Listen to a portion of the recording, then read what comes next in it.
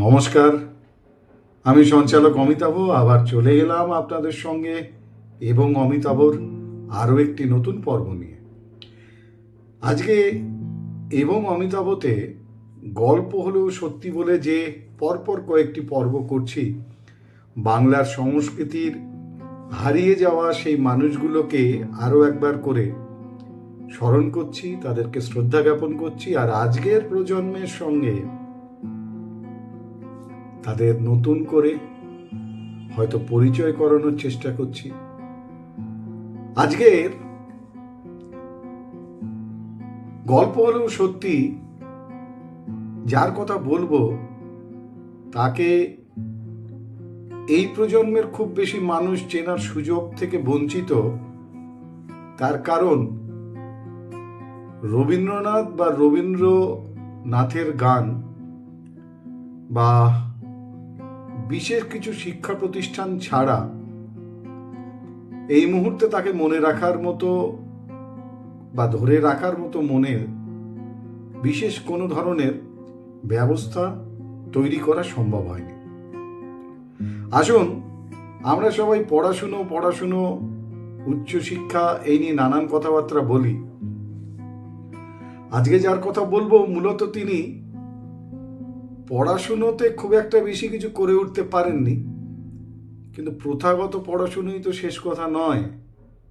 তার বাইরে যেটা থেকে যায় সেটা হচ্ছে প্রবল ইচ্ছা শক্তি আর প্রতিভা, আর কোনো কিছুর উপর বিশেষ ভালো লাগা বা ভালোবাসা, যাকে খুব সংক্ষেপে বলা যেতে পারে আজকের প্রজন্মের মতো করে প্যাশন।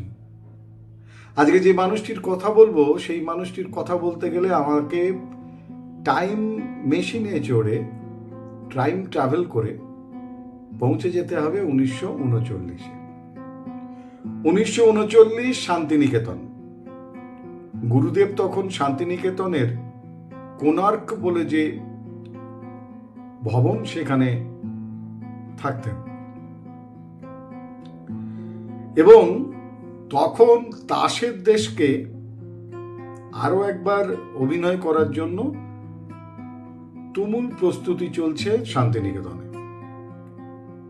গুরুদেবের তাসের দেশ, সেই অভিনয়ের প্রস্তুতি, গুরুদেব কোণার্কে অবস্থান করছেন, কিন্তু গুরুদেব তাসের দেশের বিষয়ে খুব একটা গভীরতা নিয়ে ভাবছেন না। তিনি বসে আছেন টেবিলে, তার সামনে খাতা কলম এবং একরাশ নতুন লেখা গান,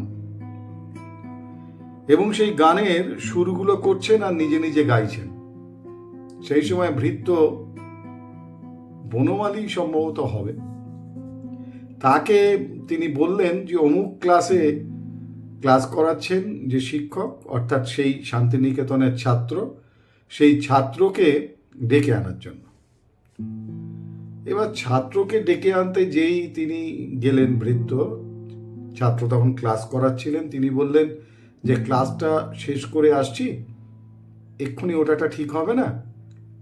গুরুদেবকে বলুন যে আমি আসছি, আমার একটু দেরি হবে।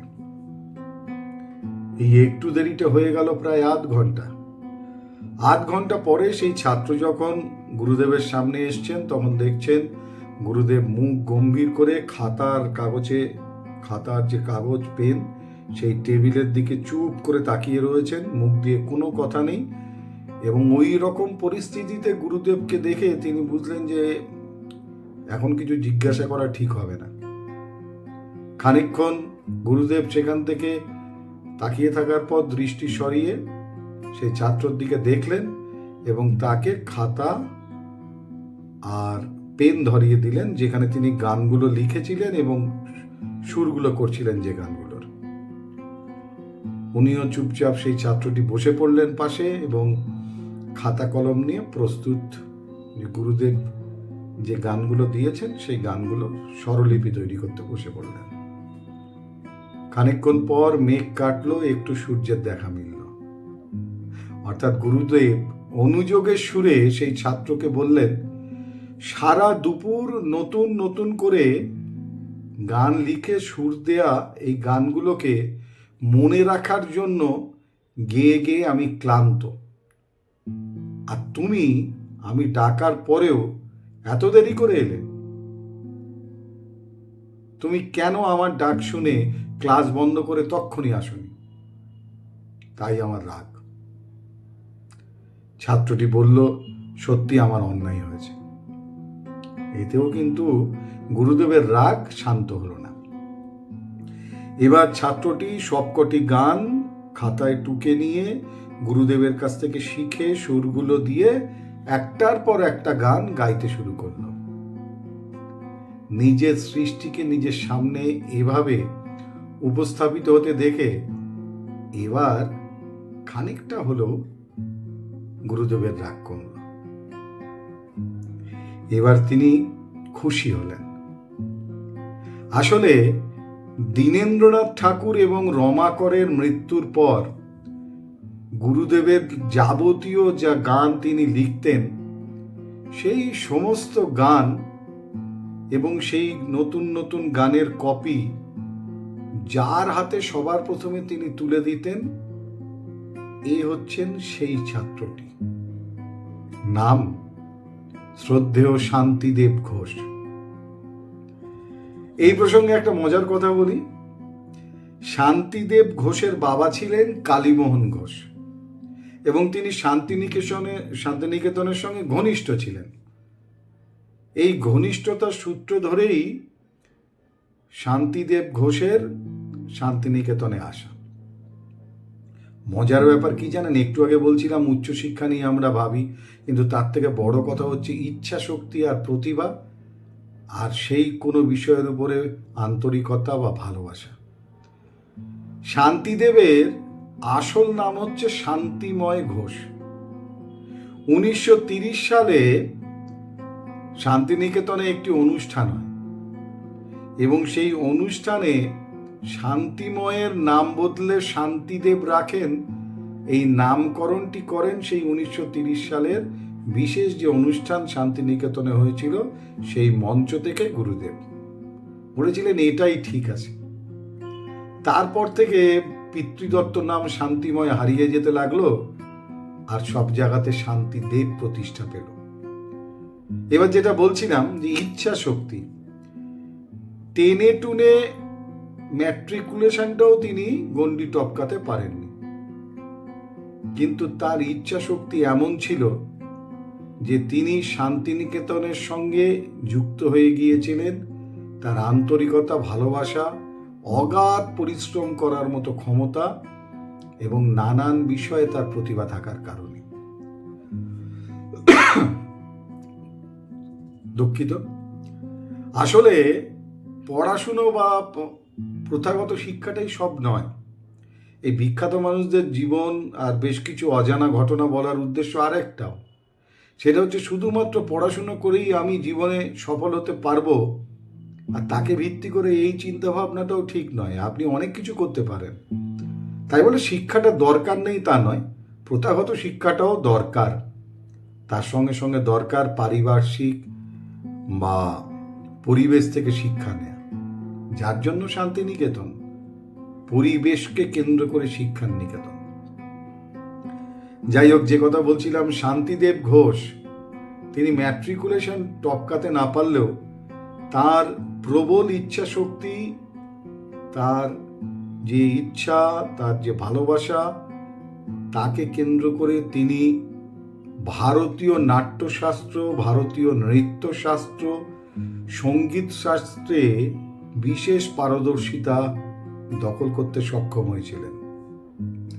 নিজের চেষ্টায় সংস্কৃত, মালয়ালম এবং ইংরাজি ভাষা দারুণভাবে আয়ত্ত করেছিলেন। শুধু কি তাই, তিনি নির্ভরযোগ্য একজন স্বরলিপিকার হয়ে উঠেছিলেন এবং সঙ্গীত শিক্ষক, অসামান্য গায়ক এবং দক্ষ একজন সুরকার। শুধু পড়াশুনো দিয়ে যারা বিচার করেন বা প্রথাগত পড়াশুনো দিয়ে, এই যে বিষয়গুলো বললাম, তার এই নানান বিষয়ের উপরে অগাধ পাণ্ডিত্য আর জ্ঞান একজন প্রথাগত শিক্ষায় প্রথম স্থান অধিকার করা প্রতিভাবান বা প্রতিভাময়ী, তাদের কাছেও এতগুলো গুণ বোধহয় থাকে না। এখানেই শান্তিদেব ঘোষ। এবার বলি, নাচের ক্ষেত্রে তিনি একটা আলাদা করে যুগ তৈরি করেছিলেন শান্তিনিকেতনে। যেমন ধরুন, নাচ হচ্ছে কথাকলি, তার মনে হলো কথাকলির সঙ্গে যদি মণিপুরীকে মিশিয়ে দেই তাহলে বিষয়টা কেমন দাঁড়াবে, বা কথাকলির সঙ্গে যদি ডান্ডিয়াকে মিশিয়ে দেই বা জারি নাচকে যদি মিশিয়ে দেই, এক অদ্ভুত নতুন ধরনের সৃষ্টিকর্ম তৈরি হতো তার নাচের মধ্যে দিয়ে, নৃত্য শিক্ষার মধ্যে দিয়ে। এইভাবে তিনি মিশিয়ে দিতেন গান, নাচ, এই বিষয়গুলোতে তিনি নতুন নতুন করে এক উদ্ভাবন শক্তি দিয়ে নানান সংস্কৃতিকে এমনভাবে মিশিয়ে তুলতেন যা তার রমণীয়তায় আর নান্দনিকতায় এক নতুন করে ঐশ্বর্যে রূপান্তরিত হতো। এই শান্তিদেব ঘোষকে হয়তো আমরা সবাই ঠিকঠাক মতো ভাবে জানতে পারিনি। প্রথম রেকর্ডিং গানের ক্ষেত্রে প্রথম রেকর্ডিং করেন তিনি হিন্দুস্তান মিউজিক্যাল পার্টি, তাদের হয়ে জনগণ মন এবং যদি তোর ডাক শুনে কেউ না আসে তবে একলা চলো রে। এরপর গুরুদেবের মৃত্যুর পর HMV থেকে তার রেকর্ড বের হয়, যেখানে তিনি গেয়েছিলেন আমাদের মনের ভেতরে একেবারে আলোড়ন ফেলে দিয়ে কৃষ্ণকলি আমি তারেই বলি, কিংবা বসন্তে কি শুধু। বহু বিখ্যাত গান এরকম তিনি গাইলেন একের পর এক HMV থেকে। গানের পাশাপাশি আর একটা বিষয়ের কথাও একটু বলি, তিনি অসাধারণ লিখতেন। হ্যাঁ, এবং সেই লেখার যে জগৎ, সেই লেখার জগতেও তিনি মুন্সিয়ানা ছড়িয়েছেন শান্তিদেব ঘোষ। যেমন ধরুন, তার প্রকাশিত যে সমস্ত বই আছে তার মধ্যে কয়েকটার নাম একটু আপনাদের জানিয়ে দেই। রবীন্দ্রসঙ্গীত বিচিত্রা, জাভা ও বালির নৃত্যগীত, রূপকার নন্দলাল, ভারতীয় গ্রামীণ সংস্কৃতি, music and dance in Rabindranath Tagore's educational philosophy, জীবনের ধ্রুবতারা। এছাড়াও আরো অনেক বই তিনি লিখেছেন, প্রবন্ধ লিখেছেন, আর তার ফলশ্রুতি পদ্মভূষণে সম্মানিত হয়েছেন, ললিত কলার একাডেমির ফেলো হয়েছেন, প্রবন্ধ সাহিত্য রচনার জন্য বিশেষ অবদানের জন্য পেয়েছেন আনন্দ পুরস্কার, রাশিয়া থেকে পদক দিয়ে তাকে সম্মানিত করা হয়েছে, বিশ্বভারতীর দেশকীর্তন এবং বর্ধমান ও রবীন্দ্রভারতী বিশ্ববিদ্যালয়ের ডিলিট হয়েছেন। এরকম নানান পুরস্কারে তিনি তার জীবনকে এবং আমাদের সকলকে গর্বিত করেছেন। সেই শান্তিদেব ঘোষের যারা স্নেহধন্য হতে পেরেছেন, পরবর্তীকালে মূলত তারা তার জন্য নিজেরা ঈশ্বরের কাছে কৃতজ্ঞ রয়েছেন। এই মানুষটাকেও আমরা খুব কম চিনি। এই নানানভাবে তার জীবনযাত্রায় যে সঙ্গীত, নাটক, নৃত্য এবং নানান ভাষার সংস্কৃতি তাকে তুলে এনে যে তার ব্যাপ্তিটাকে ছড়িয়ে দেয়া, এই শান্তিদেব ঘোষকে বোধহয় আজকের প্রজন্ম চেনেন না। তাই আজকের গল্প হলেও সত্যিতে খুব সংক্ষিপ্ত হলেও একটু ছুঁয়ে যাওয়ার চেষ্টা করলাম শান্তিদেব ঘোষকে। 1 ডিসেম্বর 1999 সালে তিনি বার্ধক্যজনিত কারণে SSKM-এ মারা যান। কিন্তু তার স্ত্রী, তার সহধর্মিণী শ্রদ্ধেয়া ইলা দেবী ইচ্ছায় তাকে শান্তিনিকেতনে দাহ করা হয়। হ্যাঁ, শান্তিদেব ঘোষ শান্তিনিকেতনে যে নিকেতন গড়েছিলেন, গুরুদেবের স্নেহধন্য হয়ে সেই শান্তিনিকেতন এখনো তার সাক্ষ্য বহন করছে। তাই যারা শান্তিনিকেতন যান, শুধু সোনাঝুরি হাট বা ওই স্থাপত্য ভাস্কর্য নয়, সেখানে গিয়ে অন্তত একবার হলেও শান্তিদেব ঘোষকে স্মরণ করবেন, কারণ গুরুদেবের অন্যতম এই স্নেহধন্য তিনিও বাংলার সংস্কৃতির যে প্রতিমা তার অন্যতম কারিগর। ডিসেম্বর মাসের 1 ডিসেম্বর ছিল তার প্রয়াণ দিবস। উদযাপন সেই অর্থে কোথাও তেমনভাবে হয়নি, কিন্তু পরের বছর যাতে সেই উদযাপনটা অন্তত আন্তরিকভাবে কেউ কেউ অন্তত হৃদয় দিয়ে করেন, তার জন্যই তাকে শ্রদ্ধা জানানো। আজকের মতো এবং অমিতাভ এখানেই শেষ করছি। আগামী পর্বে হয়তো আবার কোনো হারিয়ে যাওয়া সেই কৃতি মানুষ বা কোনো ঘটনা তাকে তুলে ধরে আপনাদের সঙ্গে আবার দেখা করতে আসব। ততক্ষণের জন্য ভালো থাকুন, সুস্থ থাকুন, আনন্দে থাকুন, সতর্ক থাকুন, সচেতন থাকুন, আর হ্যাঁ, সংস্কৃতির সঙ্গে থাকুন। ওটাই আমাদের সব থেকে বড় শক্তি। আজকের মতো শুভরাত্রি।